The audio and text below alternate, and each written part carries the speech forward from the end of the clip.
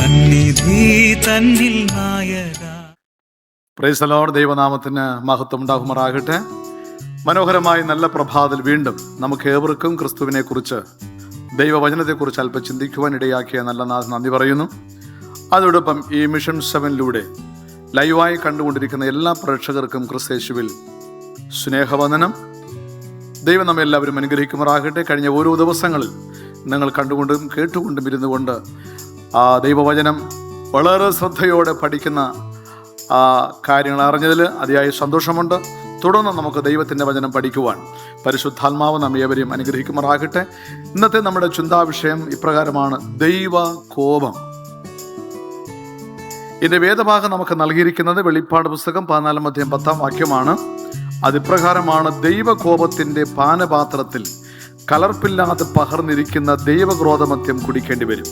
വിശുദ്ധ ദൂതന്മാർക്കും കുഞ്ഞാടിനും മുമ്പാകെ അഗ്നിഗന്ധങ്ങളിൽ ദണ്ഡനം അനുഭവിക്കും. നമുക്ക് ഏവർക്കും സുപരിതമാണ് ഈ വാക്യം. വെളിപാട് പുസ്തകം 14-10 ഇവിടെ ദൈവകോപത്തിന്റെ പാനപാത്രത്തിൽ കലർപ്പില്ലാതെ പകർന്നിരിക്കുന്ന ദൈവക്രോധമദ്യം കുടിക്കേണ്ടി വരും.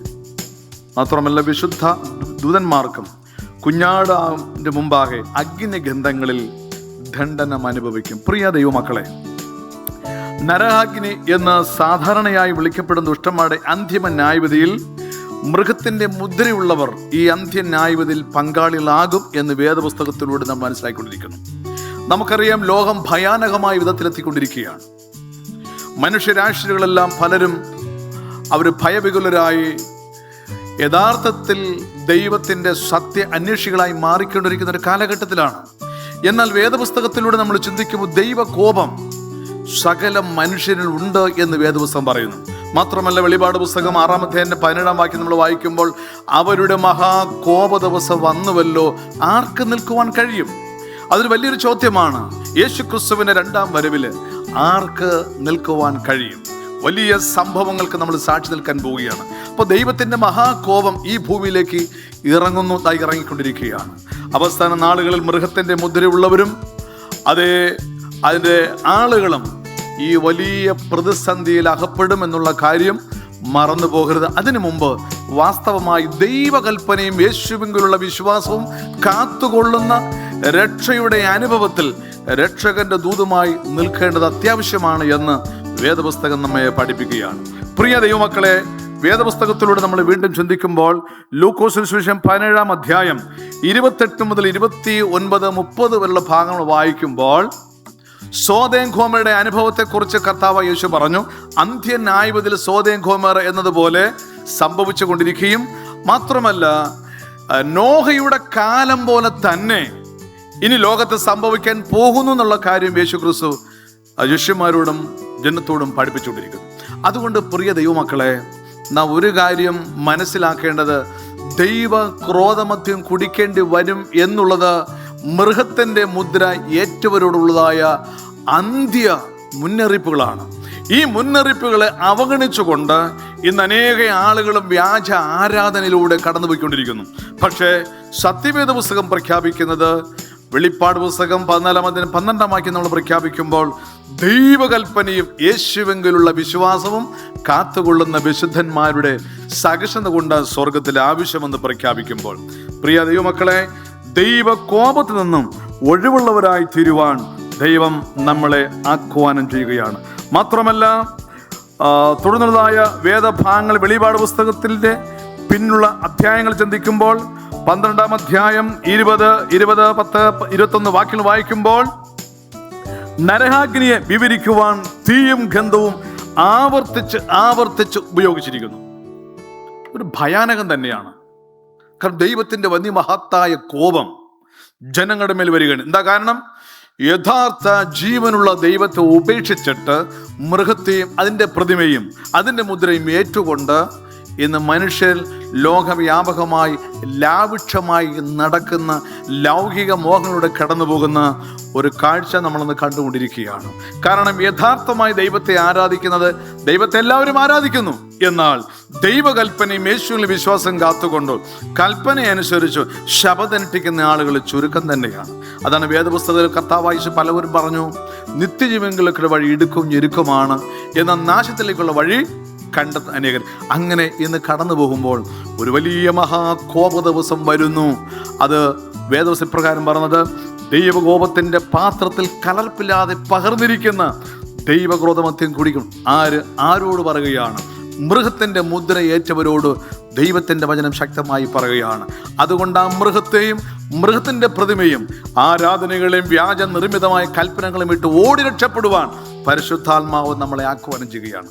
അതുകൊണ്ട് ഒരു വാക്യം കൂടി ഇപ്രകാരം പറയുന്നത്, യെഹെസ്കേലിന്റെ പുസ്തകം 18-22 വാക്യം, യെഹെസ്കേൽ പ്രവചനം 18-32 വാക്യത്തിൽ ഇപ്രകാരം പറഞ്ഞു, മരിക്കുന്നവന്റെ മരണത്തിൽ എനിക്ക് ഇഷ്ടമില്ല. മരിക്കുന്നവന്റെ മരണത്തിൽ ദൈവത്തിന് ഇഷ്ടമില്ല. പിന്നെന്താണ്? ദുഷ്ടൻ തന്റെ ദുഷ്ടത വിട്ട് മാനസാന്തരപ്പെടുവാൻ ദൈവം ആഗ്രഹിക്കുന്നു. എന്നെ കേൾക്കുന്ന പ്രേക്ഷകരായ ദൈവമക്കളെ, നാം അറിഞ്ഞിരിക്കുന്ന സത്യം യഥാർത്ഥമാണോ? നാം ആയിരിക്കുന്നത് കർത്താവായ യേശു ക്രിസ്തുവിലാണോ? നാം സഞ്ചരിക്കുന്ന പാത ജീവന്റെ മാർഗത്തിലൂടെയാണോ?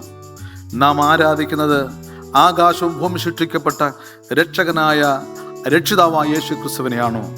ഞാൻ സ്വർഗത്തിലേക്ക് പോകുവാൻ ദൈവകൽപ്പന യേശുവിൽ വിശ്വാസം കാക്കുന്ന ഒരു വ്യക്തിയാണോ എന്ന് ആത്മാർത്ഥമായി പരിശോധിക്കേണ്ട ഒരു സന്ദർഭത്തിലേക്ക് നമ്മൾ എത്തിയിരിക്കുകയാണ്.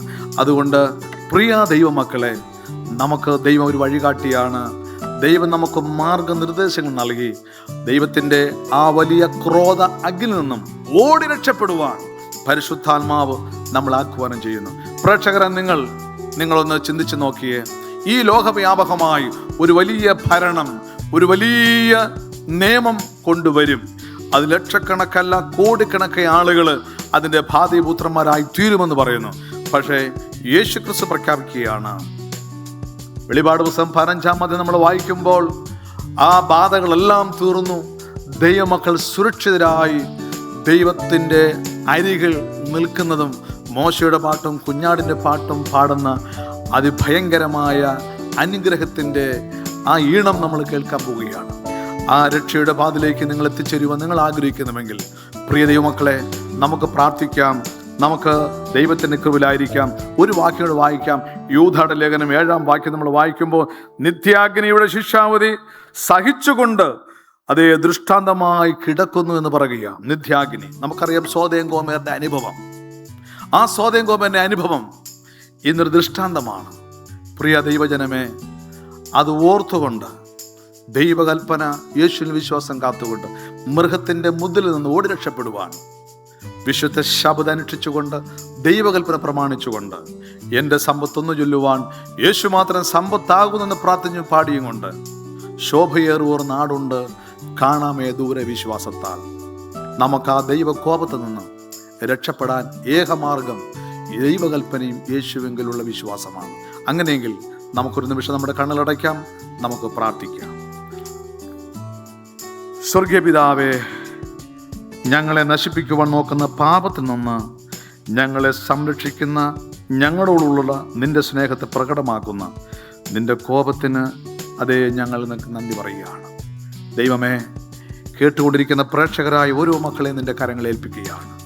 ഞങ്ങൾ അറിയേണ്ടതായ വഴി, ഞങ്ങൾ നിൽക്കേണ്ടതായ ആരുടെ ഭാഗത്താണ് നമ്മൾ നിൽക്കേണ്ടത്, നാം അറിഞ്ഞിരിക്കുന്ന സത്യം അത് യഥാർത്ഥമാണ് എന്ന് മനസ്സിലാക്കുവാൻ വേദപുസ്തകത്തിലൂടെ സത്യം മനസ്സിലാക്കി പഠിച്ചുകൊണ്ട് ദൈവകൽപ്പനയും യേശുവിൽ വിശ്വാസം കാത്തുകൊണ്ട് ദൈവകോപത്തിൽ നിന്ന് ഓടി രക്ഷപ്പെടുവാൻ, മൃഗത്തെയും അതിൻ്റെ പ്രതിമയും അതിൻ്റെ മുതലിൽ നിന്ന് രക്ഷപ്പെടുവാൻ വേണ്ടി ഞങ്ങളെ എവിടുന്ന് സഹായിക്കും, അനുഗ്രഹിക്കും ചെയ്യണം. പ്രേക്ഷകരായ ഓരോ മക്കളെയും കൃപയാൽ അതിനായി അനുഗ്രഹിക്കണം. പ്രാർത്ഥന കേട്ടതുകൊണ്ട് ദൈവത്തിന് സ്തോത്രം. സകലവും യേശു ക്രിസ്തുവിൻ നാമത്തിൽ താഴ്മയായി കെഞ്ചുന്നു കേൾക്കണം സ്വർഗീയ നല്ല ദൈവമേ. ആമേൻ.